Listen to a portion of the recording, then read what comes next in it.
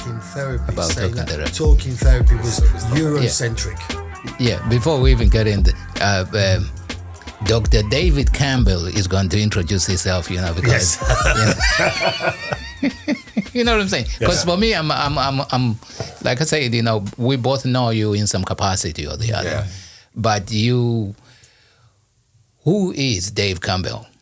As I know. Who is Dr. David Campbell? Yeah. That's a really interesting question. Maybe it's a good question, good starting point. I just say that I'm just an ordinary black guy, like many of my friends and colleagues. I'm just an ordinary guy. I've had lots of opportunities to do things and to develop over the last 40, 50 years.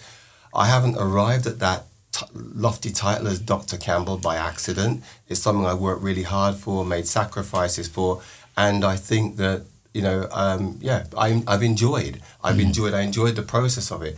But I think most important, who I am ultimately is I am a black man struggling in this society, in this world, and I always put that at the front of it. Not just the notion about being a humanist and being colourblind. I want people to understand that I'm a black man, and as such, much of the perspectives that I work from in terms of the work I do, whatever I do it from a black perspective. So to give you an example, I do a lot of work at the university at Hallamshire Collegiate Crescent with student nurses there and students there, mainly senior managers and stuff like that. And much of the work I do there is always getting people to look at it from a black perspective. So a lot of them are involved in mental health.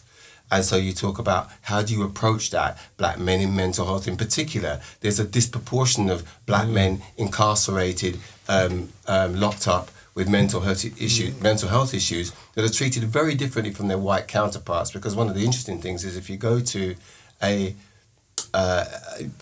some doctors called out to section you, more often than not, the first thing that comes to their mind is fear. You're a black man. So they're going to medicate you. Yes. They're going to medicate you. And they're treated very differently. If you go to court or you go into many places, social services, talking therapies are often offered for white clients. They're very rarely offered for black clients. Why is that? We need to ask those questions. So to go back to the original question, who am I?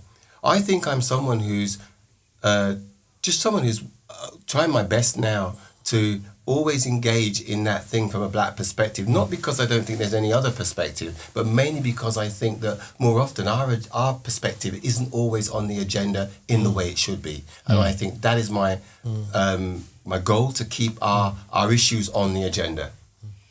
That makes sense. So, I mean, you've said there that, who you are is a black man. Yeah. Everything else emanates from there. Yeah. You're born that way, you live that way, you die that way, basically, in a sense. And even if you try and not be it, you're always rudely reminded by it. That's it. So it's one of those things you can't ever forget and live otherwise. But as a therapist, what got you into therapy, into becoming a psychotherapist? Because for many people I know, if you say to them about talking therapies there, they'll say, not that they'll say it in this particular way, but there will be a sort of sense of, well, that's not something which black people do, is it? Yeah. Well, I'll tell you that. The honest answer is I fell into it by pure accident. I was at Avery Hill Teachers College many years ago studying youth and community work, as well as doing teaching degree over at Avery Hill in Bexley in London. And part of the course was actually, and one of the options was counselling. And I chose to do the counselling course. I wanted to become a youth worker ultimately, not necessarily teach. And that was where my passion lay at the time. So I did the counselling course, but never ever used it for by probably the better part of 15, 20 years. And it was something that I think I brought to supervision in terms of developing supervision with workers. But as a therapist, I never actually practiced therapy after that. It was something that I did as a qualification. Then about 15 years ago or so, thereabouts, before I was coming up, I wasn't quite there for retirement yet, an opportunity came up. An organisation called Interchain moved into the building that we were working with at Star House in Sheffield. And they were looking for therapists, and they were talking to people about who could do that. And I put my hand up and said I was qualified. They checked that out and said, "Oh, we'd love to have you as part of the team." And so I joined the team there. So that's how I got back into it. And I kind of always felt like a bit of a fraud I mean, my colleagues of mine would tell you that I always said that. I always felt like a bit of a fraud because then I felt that like, here was I who'd not practiced for a long time, and all these people around me who were really experienced. But I'll tell you a really interesting experience about that. Myself and Angela Burrows worked together in a team, and Dave Madden Spence were part of the team. Yep. And interestingly enough, the three of us were the mainly three qualified workers in the team. Yet still, the people who were managing, three or four of the people that were there working at the time, who all held significant. Well, they didn't have senior positions, but were often in control of things. None of them were qualified. And I can remember a particular incident where Dave was working there, and the lead manager at the time was going on holiday, and one of the unqualified workers was asked to manage the project. And that always struck me as something that's quite odd. Here you have the most senior person in there was Dave Madden Spence at the time, and Dave was a qualified worker, experienced, he'd supervised people at different levels and had lots of it, and they never asked him. And again, it comes back to this notion of, how I got it. It came back to me that the black perspective came back to me straight away. That here is something, again, another part of our struggle. Here I am in an environment that I think is supportive, talks itself up as being supportive, but ultimately, the reality is it isn't. It isn't. It isn't. And there wasn't equity equity in that situation. And do you feel, because obviously I know you from that phase of your working life is such there, that sort of like structure or that way of being of that organisation there is reflective on and leads to why you end up with a situation I saw that for many black youngsters who do need support at a particular time, they're not getting it. They're not getting that type of support. They're just, I'll give you an example of a situation. One Friday, we interviewed 3 students who had all had really difficult situations, being in a sort of psychiatric hospital. All 3 were white girls.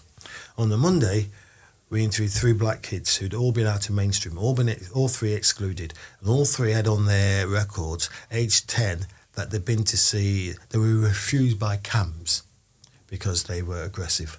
Now, if a 10-year-old is aggressive, there's a reason for it. That's, in my little mind, I would think, well, aren't they an apt case, a right case, appropriate case for actually them trying to explore why they are as they are?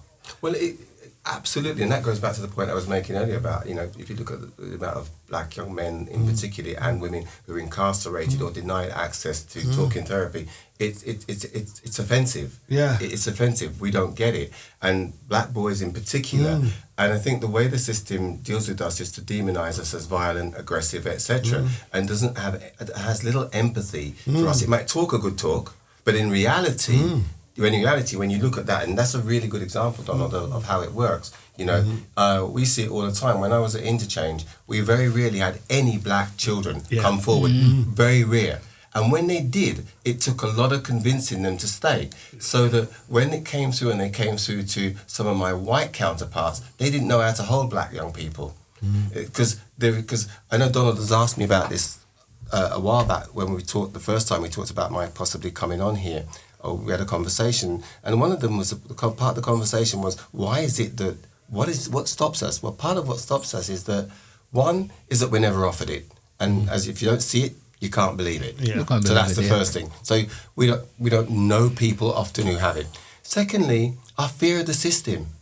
Many of us are distrusting of the system, a system that continues to marginalise us, oppress us, exclude us, and makes us feel that we don't have a right to be at the table and asked to make demands. So what happens is that for many black people, there is a fear, underlying fear of, I don't trust you where you're going with my information. That's true. I don't want you in my business, right?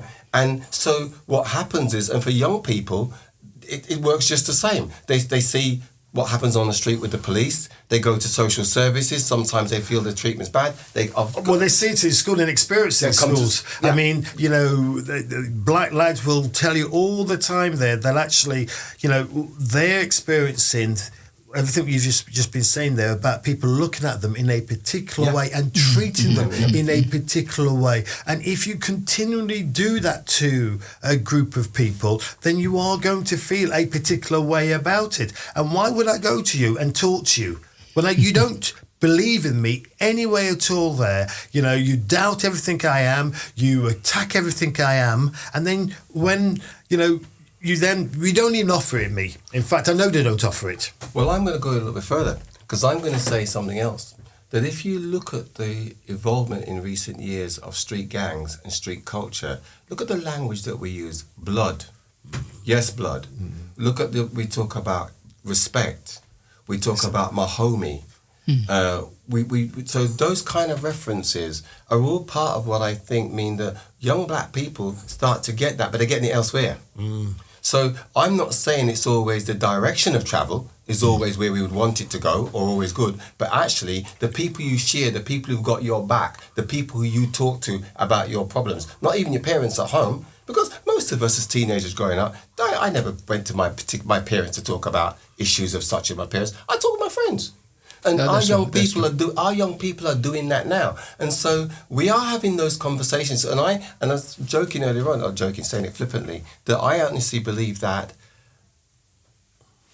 therapy takes place in our community in a very non-Eurocentric approach to it. I think we do some of those things without having the formal structure.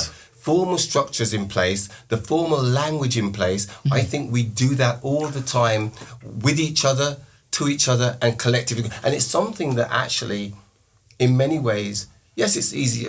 You know, I've sat in groups where a man will come in and say, "Why, you know, the wife left me, you know, virgin. She's not there with me again, you know."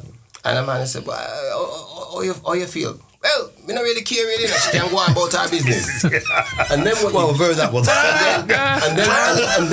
and then when you start to unpack it,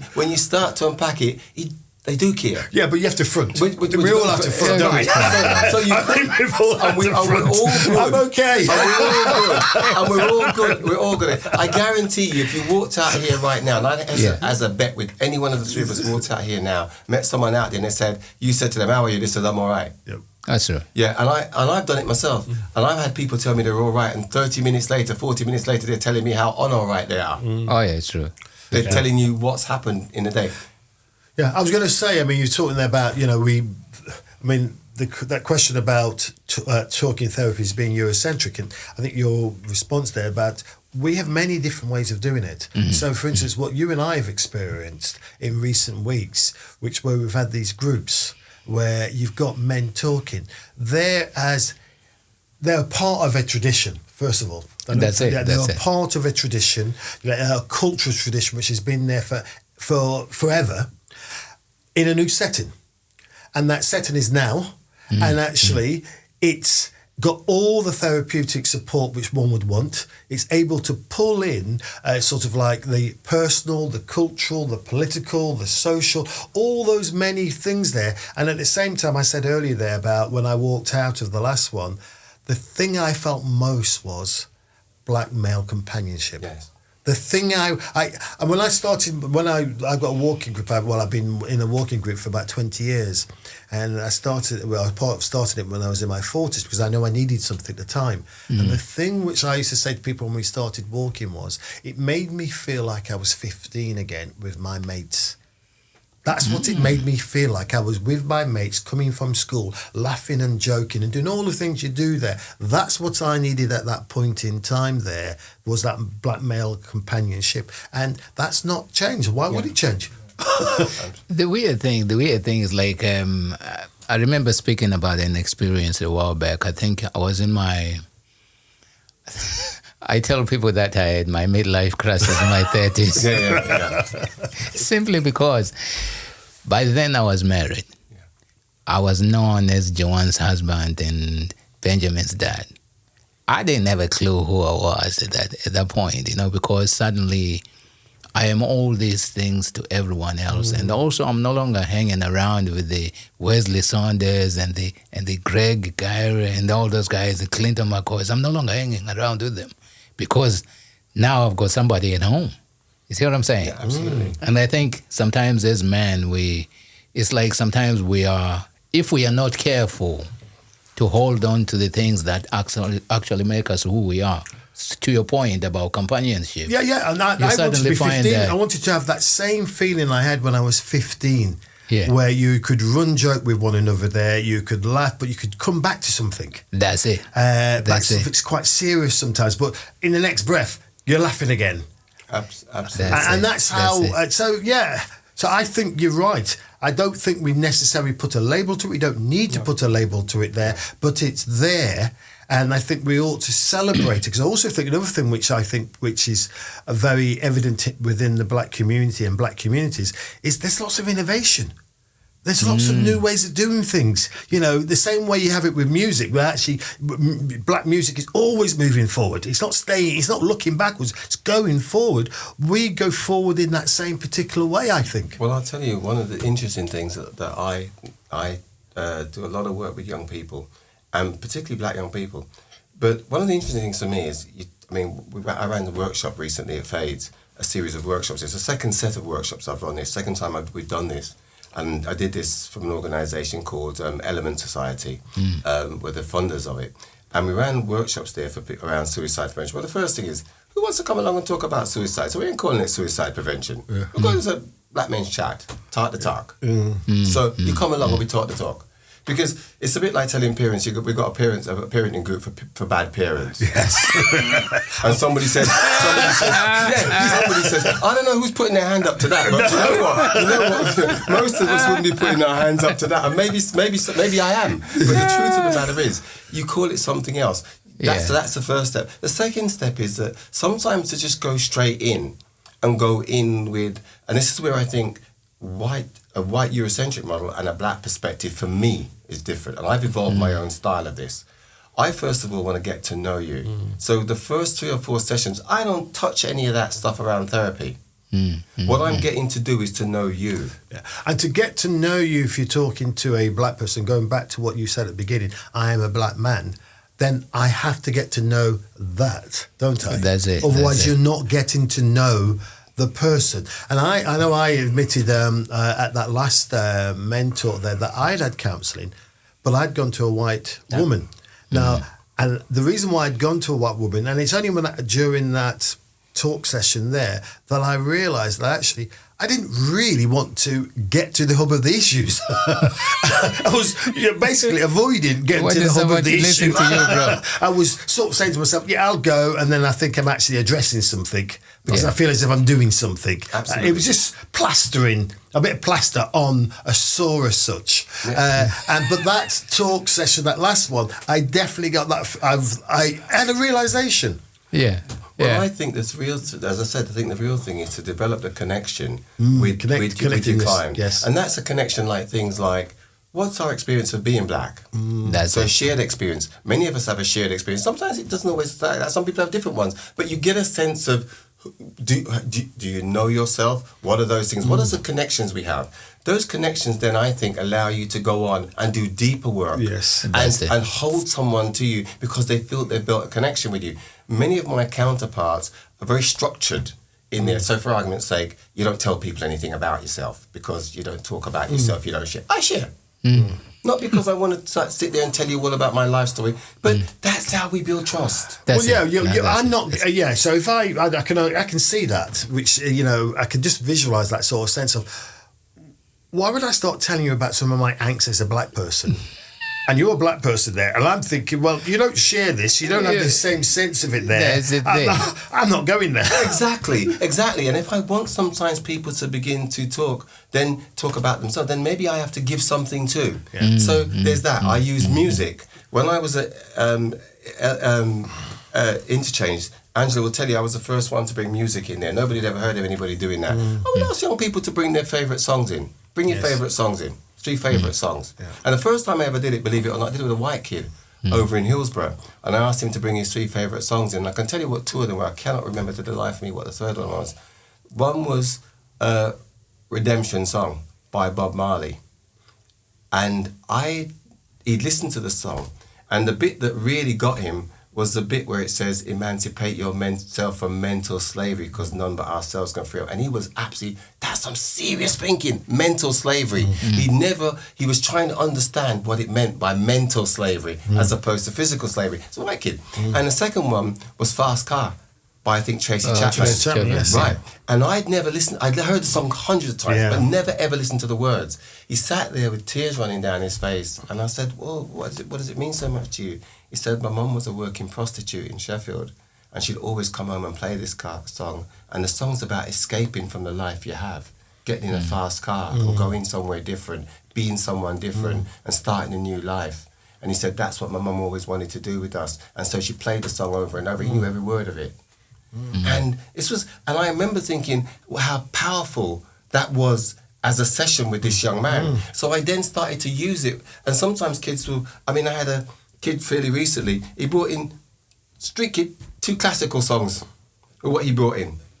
2 classical songs he brought in, literally, I think it was, I can't remember, something in fifth minor, or something like that. And he'd heard it his grandparents. And he just listened to his grandparents listen to it. And I can't remember what the other one was. But the point I'm making is, even music that doesn't have any words to it, it has, what does it evoke? What are the emotions? What does it mean to you? What does it serve as memories? We did this in the barber shop the other day. It brought tears to people's eyes, talking about the memories from music and what it meant. Just a simple thing like that.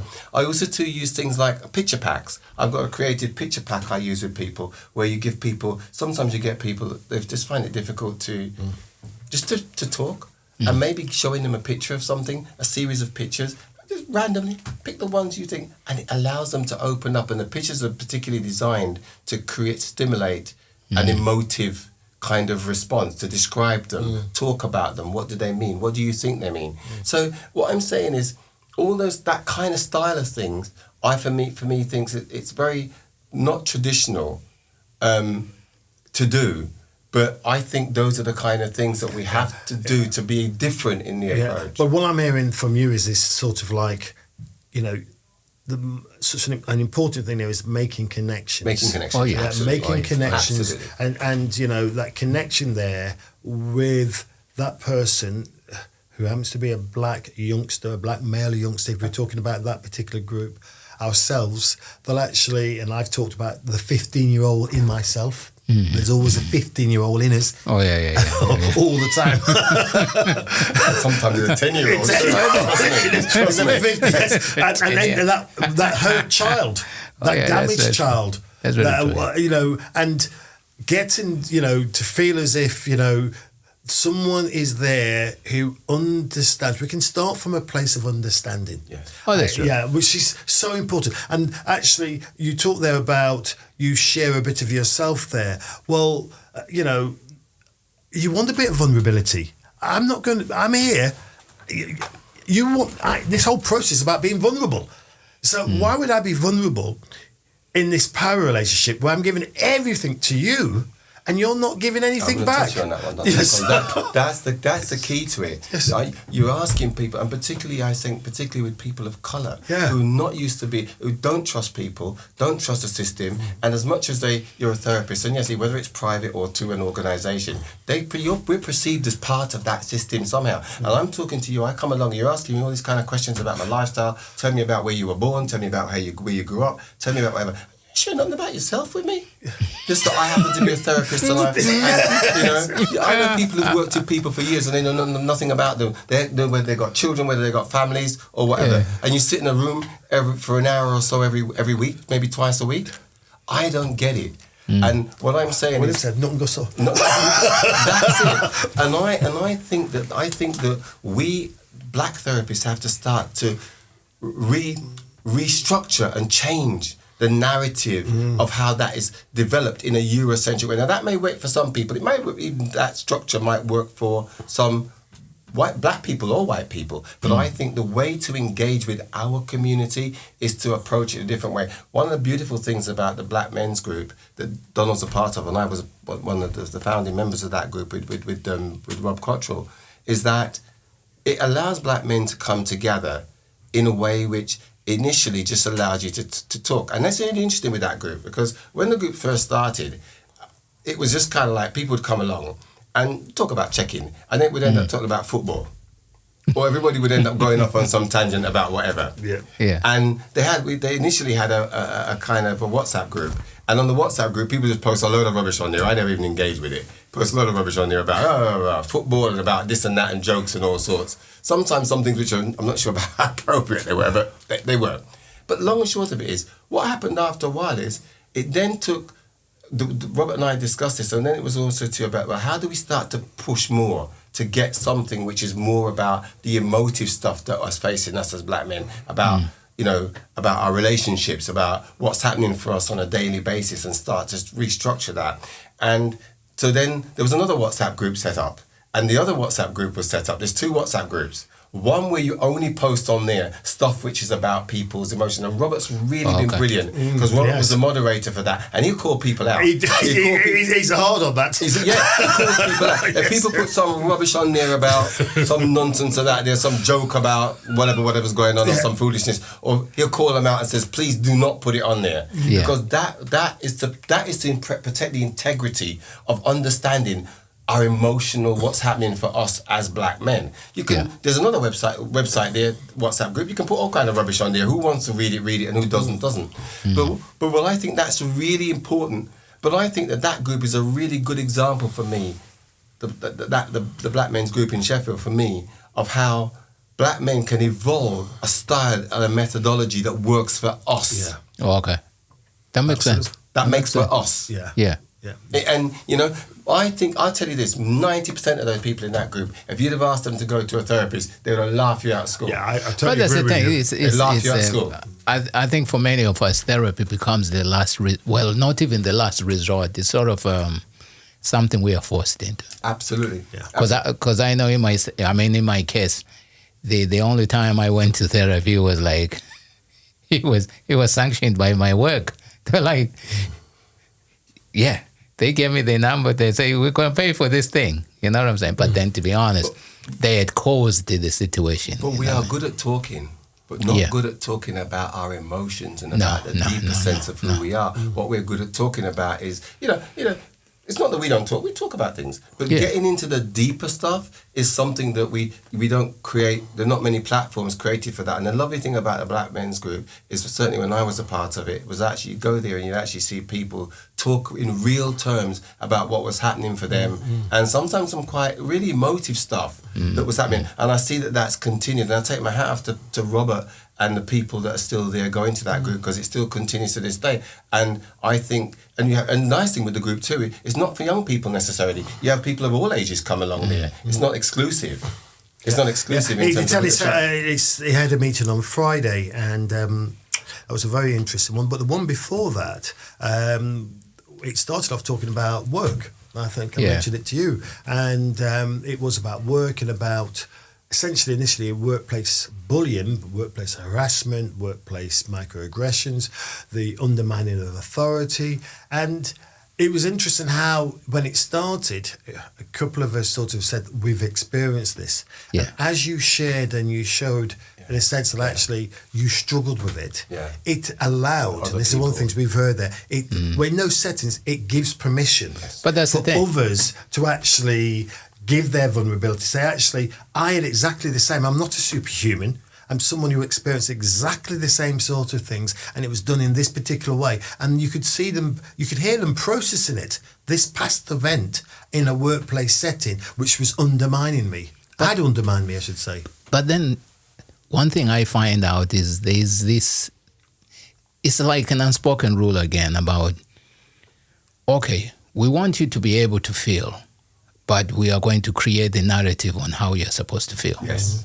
Which is problematic. Yes. You know what I'm saying? That's why for many of us, we're thinking, so this is really, it don't serve any purpose, because well, also, if you feel as if you've been cornered into it, then why would you feel positive about it? But another classic example of that is how we as black people express themselves. I know sometimes when I'm sitting down with my friends and we're playing dominoes or we're chatting and it's yo, and everybody's hands are going and they're flying. That's the way we've always communicated as part of our cultural reference. Not everybody communicates like that, but it's not, that wouldn't be unusual. a lot of white people find that intimidating because what they see, they think it's a fight or they assume that there's aggression going on. I'm telling you, you can walk down the street and see people talking and you see them coming and you can see them walking on the other side because there's a group of black kids coming up and they're talking in a very loud and particular way and people feeling, now white kids do it too, and I'm not saying they don't feel intimidated, but particularly so when it happens to be black boys in particular. So I think that one of the things you're absolutely right, Ngani, and that is that how we express ourselves, the system seeks to marginalise us. I've got a nephew of mine who's been locked up now on and off for the last 15 years, and he spent more time in a lockup than anywhere else. He's never killed anybody. He's never committed an offence. He's never threatened anybody. And he's got mental health issues. His mother's a headmistress for a school in London, and he's the only child, and he's had some issues. And one of the issues is that he is worked somewhere where the staff are really have been abusive to him. They've physically assaulted him a number of times. They've had to pay compensation. It goes on and on and on. But the point being is that what happens is he sometimes now, when he's dealing with them, because of his anger when he's inside, he relates to them. He's not in prison, but the place is a lockup, so it is a prison. Oh, yes. So the way he relates to the staff in there is with anger. That then, it's a cycle. So you're angry, we up your medication. We up your medication, it means you stay longer. You refuse to cooperate. I don't want to take the medication because the medication makes me function in a way which makes my mouth dribble water, makes me slur my speech, affects me in terms of all sorts of things, in terms of its potency, that type of stuff. So it has all sorts of implications. So he doesn't want to take it. Now then you're into a vicious cycle. Oh, yes. And then you're into a vicious cycle. And then you can see that rather than that institution being able to help him, the institution, the doctors and everybody else, I've had some serious battles with them. And consistently not understanding the needs of his needs. And he's not the only one there. Yeah. My daughter, when she was doing a degree at King's University, she used to work at West Maudsley Hospital, Bethlehem. And she was talking to him on the phone. He said, "Dad, half the people here are you." Yeah. You know, they were middle-aged black men. Yeah. And it was, for her, it was a real sort of like frightening to see that. There's half the people in there were men who looked like her dad. And obviously, from my point of view there, for the grace of, that I wasn't there, hadn't been in, etc., there, because everything you say there, David, about how black men are treated in that mental health sort of like scenario is about late and the most aggressive, most punitive approach. And then you have the physical health as well. So you talked there about distrust of the medical there. Every day there's a new report coming out telling us that actually the primary care sort of like health sector there, we're not being heard, we're being treated badly, and we have outcomes there which are all bad. Well, I'm going to give you a really good example of this, and this is something for you to watch and see how it develops. And for those listening, here's something to listen to. About a year or so ago, maybe a bit longer now, there was a black man who killed 3 people in Nottingham, 2 students. And it was an appalling crime. Nobody could condemn that, condone it, or seek in any way to it was awful. Interestingly, he was in charge with manslaughter. This is someone who'd been suffering with psychosis and been in and out of mental hospitals. There'd been all sorts of things. Now, that was a given. There's been a consistent campaign for him to be charged with murder, which would basically invoke a longer prison sentence for him, and convict him as a murderer. Now, here is somebody who had serious mental health problems, should never ever have been on the street. That's the given here. Snap to a couple of weeks ago, last week. We have somebody who ran amok in a housing estate, killed a young black man, black boy. Black boy. I suspect that some of the people that were under siege in that area were probably people of colour. Let's see He was charged initially, he's been charged with murder, but let's see if there isn't an argument now about whether or not the same almost visceral attempt to, where they went with this black guy who had a long history of mental ill health. Let's see if they treat this young man. I totally agree with you. I mean, I think the parallels are so stark. Stark. I mean, the parallels are the same. You've got two men who are ill. Yes, ill, both of them. Ill. Absolutely. And that's where we start with. You've got professionals saying, he's ill. We've had 3 or 4 psychiatrists who've basically said this is the situation there. And I start from where you start from. An appalling crime, a terrible thing, all of those sorts of things there. The same is true of last week. Absolutely. An appalling crime, a terrible crime there. And this person, if he's ill, then he should be treated as someone who is mentally incapable. That's how he should be treated. But it's easier. But we know that white men may not be seen in that same dangerous way. Right. So don't be surprised. Yes. I wouldn't be surprised. I don't know that yet because we have to wait to see how it plays out. If he's treated very differently, where they might actually accept for him, there's a manslaughter charge. Yes. Whereas for the black guy, whilst he was convicted on the manslaughter, there are now open calls and campaigns being led for him to be charged with murder. Will you get the same campaigns in that way? Because, if there was a campaign for this, if this white male is seen as mentally unwell, etc., there, and it's down the manslaughter bit there, I personally would support it. Absolutely. And if there was a campaign against it, I'd say, no, I don't agree with that campaign, because actually I don't agree with the campaign before, but I don't think any campaign on the other side will have the same traction. Absolutely. That's it. I'll be against both. Because I think, and it also too means, particularly in the case of the black man, that the system eventually gets to abdicate its responsibility for not dealing with him, not dealing and addressing his mental ill health. Yeah, and then you have to trace it back to, here's a person who, he comes to the UK, he lives in Wales, he goes to Nottingham University there. I can see that trajectory of here he is as a young black man somewhere in Wales, then he's in Nottingham University, all the thwarted whatever there, which contributes to him, becoming unwell, etc. Because we have got lots of people like that. Absolutely. We're here at a university and we will have people who are in a terrible place. That's true. But my question is then, fully knowing what historically, because it's not like something that's just popped out, like in the last couple of years because of lockdown, like many things have. We have always known that we are always on the rough side of receiving anything to do with anything pertaining to mental health. Yes.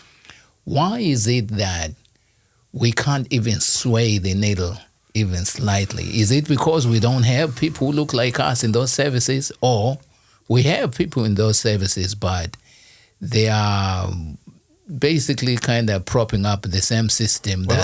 I would go as far as I change it slightly different to you. I think you're right, absolutely right, to ask the question. I think the question is that sometimes we have to understand the context of institutional racism and how that works. It's an institution. People I think working there of colour call things out sometimes. I don't think everybody sits there and says, or doesn't see it. I think many people see it, many people call it out. I think that sometimes within that you feel powerless when the weight of that system is upon you. I'm tired. And tired. And sometimes it's easier to just go in there, get on with your job. Not because I don't think that people don't see it, don't know it. I always said there's 2 types of people who deal with racism. Them that confront it and them that ignore it. But they're both dealing with it. And that's it. You can walk into somewhere, you know what's going on. You think most of us as people of colour know exactly what's going on. What we might choose to do is not to confront it at that time, not to engage with it. But another time you might engage with it. So I think that it's for me, I think that it's the weight of institutions in terms of institutional racism and the way it manifests itself. I think that more often than not, we can confront things than we should. I think some people try, but I think sometimes you can feel like a lone voice. Yeah, but you also have that, which is, in the papers and everywhere you turn at the moment, it's all this sort of wokery. We're going to challenge wokery all the time there, which is a bit like challenging political correctness. Yeah. But in a way, I'm pleased to see that, because it tells me that there's something out there. They're responding to something. There's a reaction to something there. Now, it means that actually you have to be on your guard and you have to push even more, etc. There, because things which we would take just as that is just good manners, if nothing else, that you cannot be calling people these sorts of things as casually as they used to. All these things which, you know, if it's woke to whatever there, that you will not be use sexist language, racist language, all that type of thing there. And some people seem to be saying that actually we've gone too far.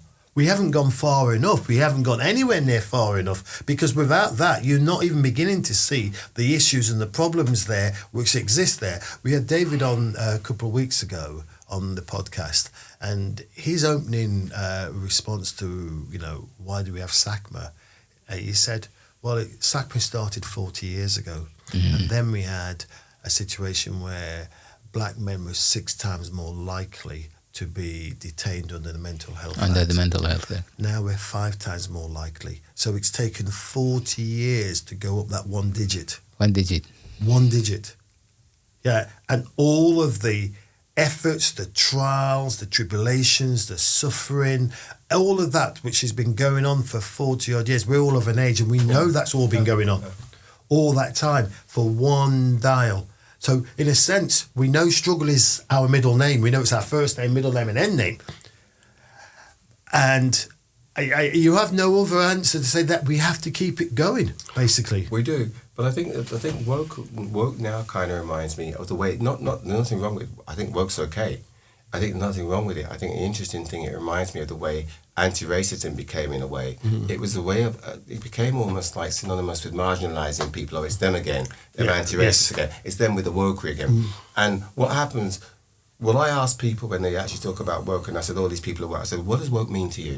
What is woke? That's it. If you understand what woke is, because where it came from, and I'm not so sure most people know where it came from, or even understand what it represents or what it means. So I think that's the key to it, to say that, you know, people who are marginalised, people who are victimised, people who feel constantly under threat, people who are constantly struggling just to be heard, to have a voice, to be given respect. That's what it means to them. As I tell people all the time, I don't care whether my white counterparts want to eat rice and peas and chicken, want to listen to steel band, listen to reggae music, go to carnival. I don't give a tinker's toss about that. What I care about is give me respect. Yes. You don't have to live next door to me. All I demand from you is respect. No, that's true. That's very true. Very true. Whenever you listen to Nina Simone, she's got a great record about that. I don't need to live next to you. I just need respect. You can revisit Nina Simone a million times, and it's always something new you're hearing in Nina Simone. Brilliant. So, what's next for Dr. David Campbell? What's next for me is, I think, a continuation of this journey. I think for me, I'm on a journey. I think the thing I haven't done in recent years, certainly in recent years, is published anything and start to write. And I think that one of the things that we don't do enough of as black people is write. And I think that that's the next phase of my journey, to start to log much of, not just my own journey, because that in itself isn't particularly, is not necessarily new, but to log some of the things I talk about all this stuff around counselling and therapy. What do you bring to it? Well, where am I sharing that? It's one thing having this conversation. Now, it's a great opportunity to have it, and one of the first I've had. But where is it to record those things and to record them? I know there are some people starting to write. Delaware Hall, Dr. Hall, is writing, has done considerable stuff, but he's at a different phase of his career than I am. I'm retired and looking for space to do other things. But I think I need to get back to that place. That's the final chapter for me, literally, is to start to record and write a lot more about the journeys and my understanding, both socially, politically and intellectually. Can I ask one then, which is, because we talked about this before, you just mentioned Delroy there, which is really about that hinterland, that life outside of, those things which actually just, you know, in a sense, center you, give you that space, give you that sort of like that rush, etc. You're quite an active person. I am. How important do you feel that is to you, and maybe even, you know, for others maybe? Well, again, going back to where I started right at the beginning of this broad podcast, and that is that my first and foremost thing is that I'm a black man.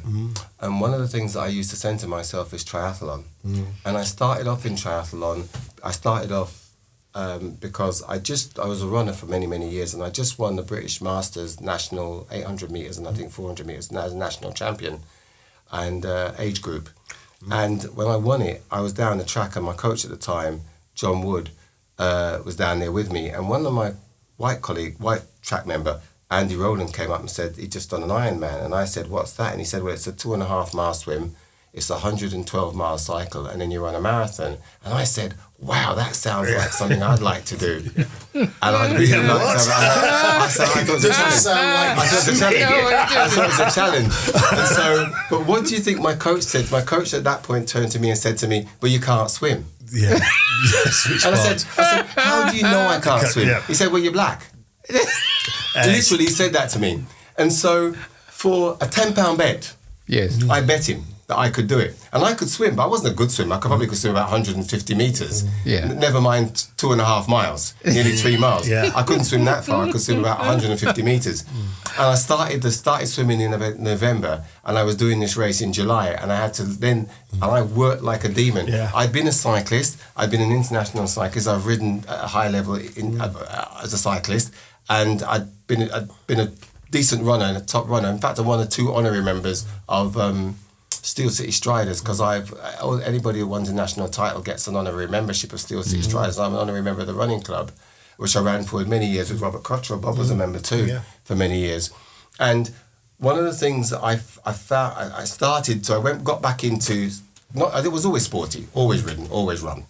But I got back into it in a big way. And so for me, you asked me what centres me, and it's the sport. I've done nearly 15 Ironmen now. I'm doing another one in June, in about 3 weeks' time, on the 2nd of June. I'm racing in Hamburg. I've never done one in the UK. And all of them, I'm 67 now, so I'm old.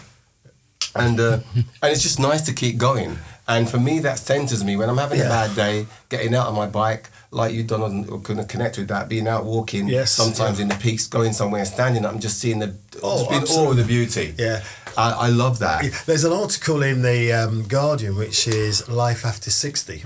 And I'm over 60, and I love reading it and listening to you talk there, David. It is, in a sense, to those listeners out there who are over 60, there are so many things which can be done. Absolutely. And so many things which can excite you again, to bring all those feelings which you sometimes think as you get older you're not going to get again, but you can get again. You can get them. Well, the problem for me is they never left me. I'm still a 10-year-old. I'm a 15-year-old. On Saturday I rode to Hull, which is 100 miles. Wow. I rode to Hull on Saturday with a friend of mine. We rode to Hull, and as I said, I've got an Ironman on the 2nd of June, and it's a long day out, and there's no break in between. You do the swim, you jump off, come out to swim. But I just end with this. One of the things I do this, again, talking about the black perspective, I want young black people to look at me and actually think, I can do that. Yes, absolutely. That's right. One of the loveliest, the most inspiring things that's happened to me is that David James, who attends the group at the barbershop, David, once I was talking about it in the barbershop, and they were talking about, sport, and he said to me, what did you do? And he came up and talked to me, and he said, oh, you inspired me. David was a smoker. He's given up smoking. Oh, yes, he talks a lot about it. He's given up smoking. He started running. I drive past him now all the time. He's running. He's on his bike. He came up to me, and he's just signed up for his first race, and he wants to do a half Ironman. And he said to me, Dave, all the time, you inspire me. And I think if as a black man, to have that, Delroy. When I met Delroy rode to and from work every day.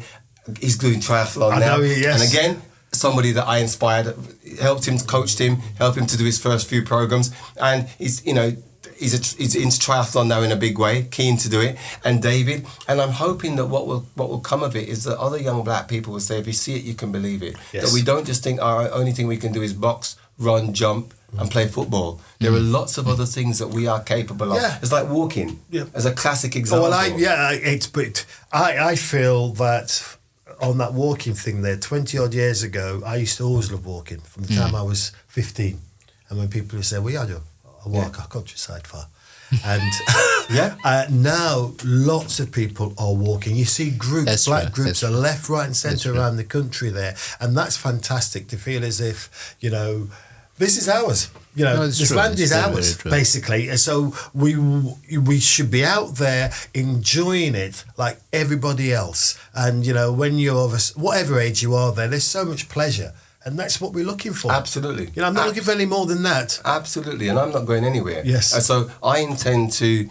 I'm enjoying it, and as I said, for me, it centres me on a difficult day when I'm having a bad day. Just getting out there for a run, getting out there, getting on my bike and going for a ride. It just really, I'm at one with it. We haven't asked this man then, Longardo. What's your centre? What's your centre? I walk. You walk. Okay. I walk, bro. I walk. I think I still walk and run. I mean, but. To be honest, the gym has been my thing for as long as I can remember. Since I was a kid, I've always been active. But I'm from dance to teaching dance to but the gym will always be martial arts. Yeah, was my thing at some point. But now I'm understanding the knees are no longer as strong as they used to be. Yes. So I've got some brethren who actually do the cycle. Ezra Hill is. I think he's cycling to Amsterdam at some point, I think for some charity. And I'm thinking, wow, over 100 miles of cycling. Well, the one thing with cycling is that it's not load bearing, so you don't have it. So even if you have problems with your knees, you can still ride a bicycle, pretty quickly. It often doesn't have any bearing on that. But I think for me, it's the fear of the cars and stuff, you know what I mean? You get over that. Come on. Listen, get a bike and come out with me. No, come on. You'll get over it. You'll get over it. Let me tell you, I've got about 3 bikes at home. Well, you make use of them. There's no point having them. There's no point having them and looking at them. Make use of them. I know, I will. I'm going to take you up on that challenge. When I come back from Zimbabwe, which I'm doing in a week, and actually, I'm leaving on Sunday. I'm leaving for Zimbabwe on Sunday. When I come back, I'll be on the bike. Yeah, we're going to look out for that. So next time on the podcast, we're going to open Longani with how's the cycling going? Actually, to continue with to end with the question we asked, like the man in the past, when's the last time you cried, bro? Me? Probably a few weeks ago. I was watching something I can't remember what it was I was watching on television, and it's just passionate about. I can't remember what it was. There was something. It wasn't a cry. It was I had tears in my eye. Well, I cried. I had tears in my eyes. It wasn't like I was sitting there bawling my eyes out or something like that, but I had tears in my eyes. And I get that sometimes quite a lot when I see things or watch things, or sometimes when I watch television and I see things, injustice. Like you see, that little boy that died this week, and you're watching something like that, and you're thinking of your own children, and it touches you somewhere inside when you think that could be me, that could be my own child, that type of thing. So I don't have any. I mean, I have no problem with crying. I think for many of us as men, it's interesting. I think that sometimes, particularly as men and particularly as black men, we deny ourselves that expression of shedding tears, and then it becomes something that almost like you disconnect from. Does that make sense? So if you ask many black men that question, they'll say, "Why we can't tell the last time you did cry? Must be boy with me and boy." Well, we've heard that. Well, there you go. And that's what happens, because what happens is that we get to the point where we learn how to suppress that. We learn how to suppress that. And sometimes one of the good things with therapy is to see people sometimes talking to you, and if not a good thing, but it happens sometimes. People just, the tears running down your face, and sometimes not even talking about something which is particularly difficult, but just you allowed that space within therapy to be and to express yourself without being judged and without people says, "We are man about, we are cry for." Because that's what we say to each other. Yeah, we do. Yeah, that's very true. That's very true. Thank you, David, for. Thank you very much, David. It's been an awesome. It's filled in the gaps. Yes, he's been brilliant. It's filled in the gaps, because one of the things that I find out from these sessions is not only just for the people who are listening. It's for us too, because all of us. Because we have often kind of commented on the fact that it's been an opportunity for us to be amongst people's lives, in the sense that because we don't really go to any particular. I don't go to any man's group. Yeah, so I get invited and stuff to other groups, but I've never really made it intention to do so. But I'm finding this, sparing me towards attending a group just for the sheer. What Donald said. What Donald said. The sheer that. Sorry. Yeah, for the companionship. Yeah, sheer companionship. But I did say at the same time that actually I was reluctant to say it. Yes, you did. And I find that quite interesting. Reluctant to say something because it sounds a bit small. That's big. Well, that's probably the big. biggest thing. That's the biggest thing you could say because it's powerful. Yeah. Because recently, actually, I was walking back home, and then suddenly, I was commenting to somebody that I suddenly felt this urge to be embraced. You know what I'm saying? Yeah. And that's the thing for me. It's like I'm suddenly noticing that there are certain things that are missing in my life. Yes, I take for granted. Like yourself, you certain things that because you are surrounded by people and you got things going on, then suddenly in that midst of the crowd, you suddenly discover that you are solitary and you are alone. Smokey Robinson sings a song called Tears of a Clown. Yeah. If you listen to it, he talks about being in a room full of people and deep inside, I take a side look at my face to see my smile's out of place. So he's laughing, but in the middle of that crowd, he's alone. He's alone. And we are going to end on that one. We are indeed. Brilliant. David, thank you very much. Thank you, sir. I saw Angela on Saturday. She came walking with us. Yeah. So I've asked her to come on because, it's not for this now, but one of the things she said, which I think you've also said as well, which is, throughout the day, whenever anyone talks something slightly negative, she would stop you and actually get us to think the positive. Always. She'd stop you going down there. And it was that, and I came away after listening to her because at one point someone said something, no. She didn't say it like that. It was really nicely said. She's really And she's got, and it was like, no, because that's a negative mindset. And she doesn't allow it. She doesn't allow it. Absolutely. Just in your throwaway comments, she'll just stop you there. I mean, she's brilliant at that. When we worked together, we got on like a house. Honestly, I call her my little sister. She calls me her big brother. Because we just look at each other and sometimes she just say, I'm not dealing with this. I don't want to hear this kind of nonsense. Like how some people would come along and they chat people business or want to be negative. Angela doesn't do any of that. Absolutely. She doesn't want, as she puts it, she doesn't want no negativity. Don't come in here with that. She just doesn't deal with it. And she was brilliant. Lovely. She lifted me. Yeah, really honestly, really good. I've got to say it to her, actually. I must say it to her because I was lifted. Anytime, 3 or 4 times I said something that was just slightly negative and she just stopped me in my tracks there and I thought, and I came away from it there, the whole walk was brilliant there and I need to go and say to her, thank you. Listen, because I don't think we don't do that enough, do we, to one another there to say, we don't. Thank you. We don't. Yeah. Listen, my little sister. Thank you. My little sister. Let me tell you, actually, as a way of ending. You once bought me a loaf of bread. Yeah. Have you thanked him yet? Thanks, bro. Thank you, bro. Thank you. Listen, I really enjoyed it. And if there's anything you want me to come back and do again in the future, yes, just don't even ask. I'm more than happy to come. Yeah, we're really pleased you could make it there. And thank you for joining us today. Don't forget to subscribe on your favorite podcast platform and never miss an episode. Until next time, keep those conversations going and the clippers buzzing.